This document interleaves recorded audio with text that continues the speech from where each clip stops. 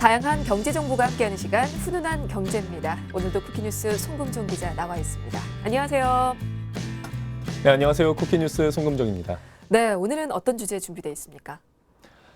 9천억 원대 사모펀드를 운용하는 알펜루트 자산운용이 증권사들의 총수익 스와프, 이거를 TRS라고 하는데요. 이 TRS 계약 해지로 유동성 문제가 불거지자 이제 일부 펀드의 환매 연기를 검토하고 있는 것으로 알려졌습니다. 현재까지 환매 연기가 잠정적으로 결정된 규모는 20억 원 수준인데 이게 1,800억 원까지 불어날 가능성도 전해지고 있는데요. 대규모 환매 중단으로 논란된 이른바 라임 사태 여파가 다른 자산 운용사까지 번지고 있는 양상입니다. 그래서 오늘 관련 내용 정리하겠습니다. 네, 지금 한 자산 운용사가 일부 펀드의 환매 연기를 검토하고 있다는 소식이 전해지면서 여러 가지 우려가 지금 커지는데요. 오늘 관련해서 좀 살펴보고 가도록 하겠습니다. 일단은 이런 긴장감이 좀 돌고 있는데요. 요거부터 좀 질문을 드리도록 하죠. 라임 자산 운용 후폭풍이 지금 사모펀드 운용업계 전체를 덮칠 수 있다. 이 긴장감이 지금 감돌고 있다고 하거든요. 어떻습니까? 네, 이제 증권사들이 이제 TRS 계약 리스크에 대응하기 위해서 투자금 회수에 나서면서 이제 도미노식 대량 환매 가능성이 거론되고 있는데요. 이제 일각에서는 이제 증권사들의 갑작스러운 이 계약 해지 통보가 이제 펀드 환매 중단을 촉발했다는 지적이 나오고 있습니다. 또 결국에는 이 사모펀드 투자자들의 피해는 불가피할 전망입니다. 네, 이른바 라임 사태의 여파가 자본시장을 휩쓸고 있습니다. 라임 자산 운용에 이어서 알펜루트 자산 운용도 대규모 펀드 환매 중단을 선언한 것으로 알려져 있는데요.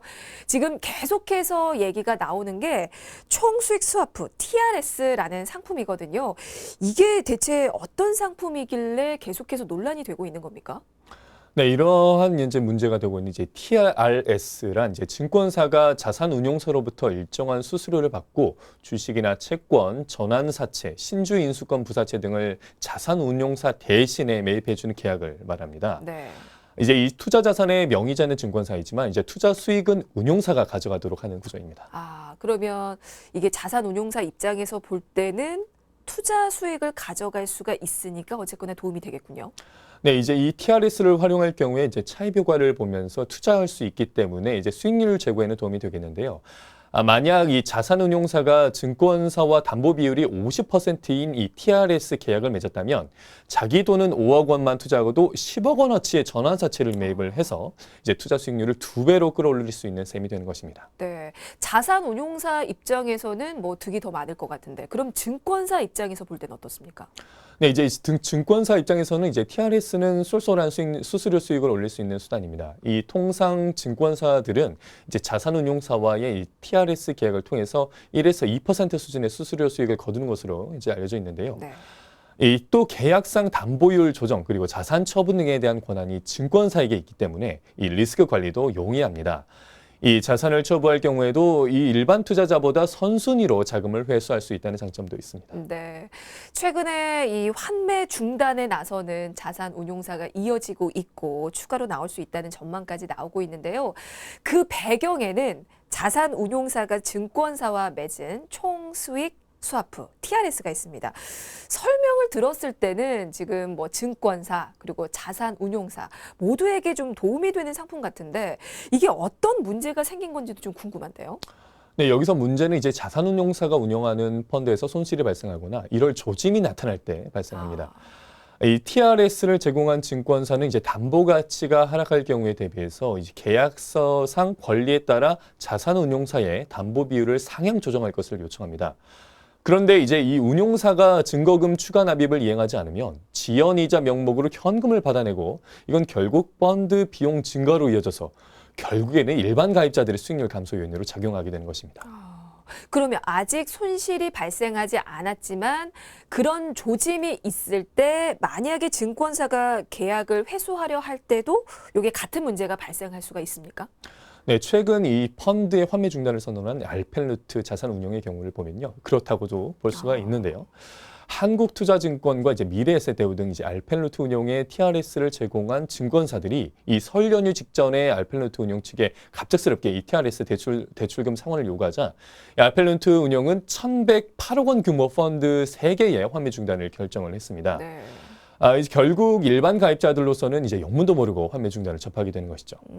그러니까 이게 펀드에서 손실이 아직 발생하지 않았는데도 TRS 증권사가 TRS 계약을 회수하려 하는 것만으로도 지금 문제가 되는 건데, 그렇다면 운용하는 펀드에서 손실이 발생하고 또 자산 운용사가 그 부분을 펀드 자산의 기준 가격에 만약에 또 반영을 한다면 그러면 문제가 더 커지는 겁니까? 네, 맞습니다. 그 이유는 이제 TRS 제공 증권사의 반대 매매 때문인데요. 네.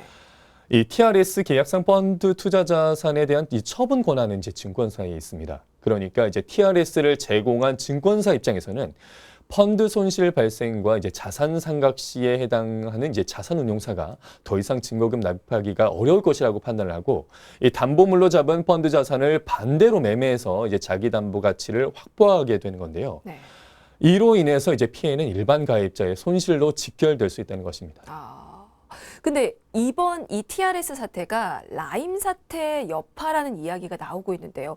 이 라임 사태는 어떻게 된 겁니까? 시작이 어떻습니까? 네, 이제 2012년 투자자문사로서 이제 시작한 이제 라임은 2015년 사모펀드 운용사로 전환을 해서 본격적으로 운영업에 뛰어들었고요. 높은 수익률을 올리면서 이제 2019년 7월에는 사모펀드 설정액 6조 원을 넘볼 정도로 그렇게 대규모로 성장을 했습니다. 그런데 이제 이 라임이 펀드 돌려막기를 한다는 의혹과 이제 부실 기업의 전환 사채와 신주 인수권 부사채를 사들였다는 의혹이 나오면서 이제 금융당국이 이제 라임에 대한 조사에 들어갔고요. 일부 판매사는 이제 판매를 중단하게 된 게 이제 라임 사태의 전말입니다. 그렇군요. 그래서 결국 지난해 가을입니다. 일부 상품에 대한 환매 중단을 결정하게 됐는데, 그 규모가 상당한 것으로 알려져 있어요. 네, 이제 지난해 10월 라임은 모펀드 3개와 자펀드 149개에 대해서 이제 환매 중단을 결정을 했는데, 이 규모가 최대 1조 3천억 원일 것이라고 발표를 했습니다. 네. 사실 당시만 해도 이 자산 자체의 문제점이 크게 대두가 되지 않았었고, 그리고 원금 손실 가능성도 부각이 되지 않았었는데, 근데 이제 그 후에 문제가 점점 더 커져 버렸습니다. 이게 왜 그런 사태가 발생했는지도 좀 짚어볼까요? 네, 여기서 라임은 이제 소수의 특정 펀드를 모펀드로 설정한 후에 재건접 투자 방식을 다양하게 조합한 다수의 자펀드를 운용을 했습니다. 네. 이 투자 금액을 키우기는 쉽지만 이제 반대로 부실이 발생하면 연쇄적으로 무너질 수 있는 구조인 건데요. 이런 상황에서 이제 모펀드 3개의 각기 다른 이유로 유동성 문제가 불거졌고, 또 이것이 자펀드로 확대되면서 환매 중단이라는 결정까지 이르게 된 것입니다. 이게 무너지지 않으면 상관이 없는데 도미노처럼 연이어서 무너질 수 있는 구조였던 게 문제였던 것 같습니다. 그리고 또 그뿐만이 아니고 다른 문제점도 있다고 하네요. 그건 어떤 겁니까? 네, 이 라임의 주된 전략인 메자닌의 허점도 부각이 됐습니다. 여기서 이 메자닌은 채권과 주식의 중간 위험 단계에 있는 CB 그리고 BW, 교환사채 등에 투자하는 전략을 말하는데요. 이 주가가 상승했을 때는 주식으로 전환한 후에 매도를 하거나 주가가 하락했을 때는 채권으로 가지고 있거나 상환 청구를 통해서 원리금을 받을 수 있습니다. 그래서 이제 메자닌 투자 열풍이 불 때는 벤처기업들도 메자닌 채권 발행을 크게 늘렸고, 이 수요가 몰리면서 제로금리 CB까지 등장을 했지만 이 코스닥 시장의 장기간 부진은 결국 유동성 위기로 이어졌습니다. 네, 근데 문제가 거기서 끝난 게 아닙니다. 횡령 사건 역시 밝혀졌어요. 네, 이제 라임이 CB를 사들인 회사 중 하나인 리드에서 800억 원의 대횡령 사건이 벌어졌습니다. 심지어 이 사건에 연루된 이종필 전 부사장은 현재 검찰 수사를 받던 중 구속 전 피의자 신문에 불응한 채로 현재 잠적한 상태고요. 이건 투자자들에게 원금을 돌려드릴 수 있도록 노력하겠다고 약속한 뒤 무려 한 달 만에 벌어진 일입니다. 그 후에 투자자들의 언성이 높아지자 이 판매사들은 협의체를 만들었습니다. 그리고 라임 측에서도 그들의 제안을 받아들여서 모펀드에 대한 실사를 진행을 하기로 했는데, 그 후로도 문제는 또 이어졌다고요. 네, 현재 이제 12월 미국 무역금융 전문 투자 회사인 인터내셔널 인베스트먼트 그룹이 미국 증권거래위원회로부터 증권 사기 혐의로 등록 취소와 자산 동결 조치를 받으면서 또다시 문제가 불거졌습니다. 이 라임이 그 회사의 헤지펀드에 투자했기 때문인데요. 해당 헤지펀드는 2018년 말 투자 자산이 채무 불이행 상태가 됐음에도 이를 속이고 대출 채권을 판매한 혐의를 현재 받고 있습니다. 네. 또 신규 고객의 투자금으로 기존 고객의 환매를 막는 일명 돌려막기 수법도 드러났고요. 결국에는 이 라임이 이제 얼마 지나지 않아서 만기가 돌아오는 해당 펀드와 관련 자펀드가 유동성을 확보하지 못하면 이 환매가 중단될 수 있다고 판매사에 안내를 하게 된 것입니다. 네, 뭐 이렇게 투자자의 신뢰를 잃었으니 당연히 수탁고 역시 줄어들 수밖에 없었겠죠. 네, 이 라임의 수탁고는 12월 말 기준으로 4조 3,516억 원에 머물러 있습니다. 이 의혹 제기가 불거진 5개월 만에 약 1조 7천억 원이 사라진 셈입니다. 네, 그 후 투자자들도 대응을 나선 것으로 좀 알고 있는데요. 투자자들은 원금을 잃을 가능성도 있는 거죠? 네, 현재 일부 투자자들은 이제 라임과 판매사 등을 형사 고소했습니다. 네. 이 라임의 실사를 맡은 상밀 회계법인은 이 회계 실사 초안에서 채권 등 이 상당수 자산이 낮은 등급으로 분류가 돼 손실 규모가 40에서 70%에 이를 수 있다고 분석을 했고요. 결국 투자자는 원금을 잃을 가능성이 현재 높아진 상황입니다. 네, 이 라임 사태를 두고 금융당국 입장은 어떻습니까? 현재 이 사태를 두고 당국과 판매사의 이해관계도 엇갈렸습니다. 이 라임은 실사가 끝나면 필요에 따라서 회계상 손실로 처리하는 상각 처리 계획을 밝혔고요. 이 결정에 대해서 금감원은 불가피하다는 입장을 보였습니다. 하지만 이제 손해가 불보듯 뻔한 일부 판매사는 반발하고 있는 현재 상황입니다. 네, 뭐 라임 사태로 불리는 이 일들을 좀 쭉 정리를 해봤는데요. 이미 환매 중단을 선언한 라임 자산 운용도 총수익 스와프, 그러니까 TRS 문제에 직면한 것으로 알려져 있습니다. 그 부분 상황은 어떤지도 좀 살펴보고 가죠. 네, 현재 라임 자산 운용은 환매가 중단된 3개의 모펀드에 대해서 신한금융투자와 KB증권, 한국투자증권 등 이제 증권사 3곳과 6,700억 원 규모의 TRS 계약을 맺은 것으로 알려져 있습니다. 이 펀드 자산의 전체 규모가 1조 6천억 원 수준인 것을 감안하면 펀드의 TRS 비율은 약 42%인 셈인데요. 이미 일부 TRS 증권사는 라임 운용 펀드에 대한 TRS 담보 비율을 100%로 상향 조정한 것으로 알려져 있습니다. 그러면 담보 비율이 100%까지 올라가면 어떻게 되는 겁니까? 네, 펀드 입장에서는 대출금의 전액을 증권사의 담보 목적으로 되돌려주는 꼴이 됩니다. 하지만 당장 그럴 돈이 없는 라임 펀드 입장에서는 높은 이자율의 연체 이자를 증권사에 지급을 하고 있습니다. 문제는 이게 펀드 상각 때 더 커지게 될 것 같은데요. 네, 현재 라임 운용이 3일 회계법인 실사 결과를 참조해서 펀드 투자 자산 기준 가격을 조정할 경우에 현재 1조 6천억 원 규모인 펀드 자산은 이보다 훨씬 줄어들게 되고요. 네. 그러나 이제 6,700억 원 규모의 TRS 계약은 그대로이기 때문에 이 상각 이후 펀드의 TRS 비율은 대폭 증가하게 됩니다. 또 상각 이후에 TRS 증권사가 TRS 계약 회수 내지 반대 매매 등으로 6,700억 원을 먼저 챙겨 나가고 나면 일반 가입자들의 손실률은 훨씬 더 커질 수밖에 없게 됩니다. 네, 뭐 라임이 이 증권사와 맺은 TRS 계약도 수면 위로 드러났습니다. 근데 이 TRS라는 게요, 운용사가 투자자들의 자금을 담보로 해서 증권사의 돈을 빌린 뒤에 그리고 이를 다시 펀드에 투자해서 수익률을 배가시키는 방식이거든요. 그렇기 때문에 이게 일종의 대출인 건데 그렇기 때문에 청산을 할 때는 증권사로부터 빌렸던 돈을 먼저 상환을 하게 돼서 일반 투자자들의 손실이 커질 수밖에 없는 상황입니다.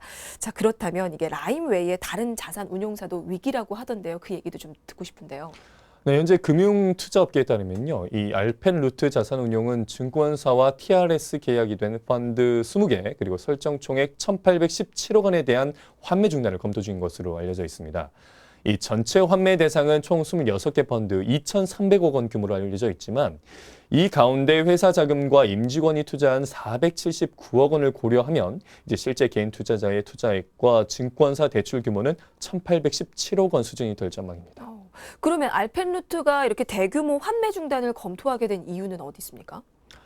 이 TRS 계약을 맺은 증권사들이 갑자기 자금 회수를 요청하면서 유동성 문제가 발생했기 때문인데요. 네. 이 한국투자증권과 미래에셋대우 등은 지난 1월 22일과 23일 이틀 동안 총 460억 원어치의 TRS 계약에 대해서 대학 해지를 요구한 것으로 알려져 있습니다. 이 앞서 라임운용이 증권사들과 체결한 이 TRS 계약으로 자금을 모은 펀드에 유동성 문제가 나타나자 이 리스크 관리 차원에서 TRS 계약 해지를 결정한 것으로 현재 풀이되고 있습니다. 네.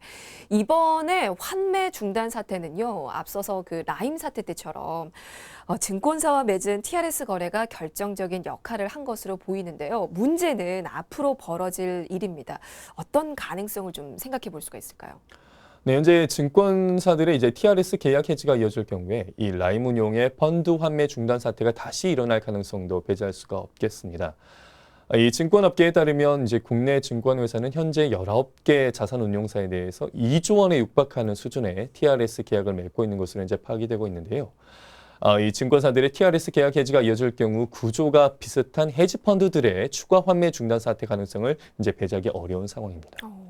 이에 대해서는 금융당국 입장이 어떻습니까? 사실 금감원이 좀 나서야 하지 않을까 싶기도 한데요. 네, 현재 금융감독원은 지난 1월 28일을 잊어 전문투자형 사모펀드의 총수익 스와프 계약을 통해서 이 신용을 제공한 6개 증권사 담당 임원과 이제 긴급회의를 열었습니다. 여기서 금감원은 현행 TRS 계약을 통해서 취득한 자산에서 부실이 발생하는 등 이제 불가피한 사유가 아니라면 갑작스러운 증거금률 인상 또는 이 계약의 조기 종료 전에 관련 운용사와 긴밀히 사전 협의를 해서 연착륙이 이루어질 수 있게 해달라고 현재 요청을 한 상태입니다. 그러니까 너무 갑작스럽게 TRS 증거금률을 인상하거나 아니면 계약을 조기 종료하지 않도록 당부를 했다고 하는데 그로 인해서 혹시 어떤 기대를 그러면 해볼 수 있는 겁니까? 네, 이에 대해서 금감원은 이번 조치가 시장 혼란 등 자본시장 전체의 이제 시스템 리스크로 전이하는 것을 막고 또 기존 계약을 신뢰한 투자자를 보호하려는 것이라고 설명을 했습니다. 네, 알겠습니다. 향후 계속해서 모니터링을 하면서 추이를 지켜보고요. 또 대처를 해 나가야 될 것 같습니다. 자, 오늘 훈훈한 경제는 여기서 마무리 짓겠습니다. 지금까지 쿠키뉴스 송금종 기자였습니다. 고맙습니다. 고맙습니다.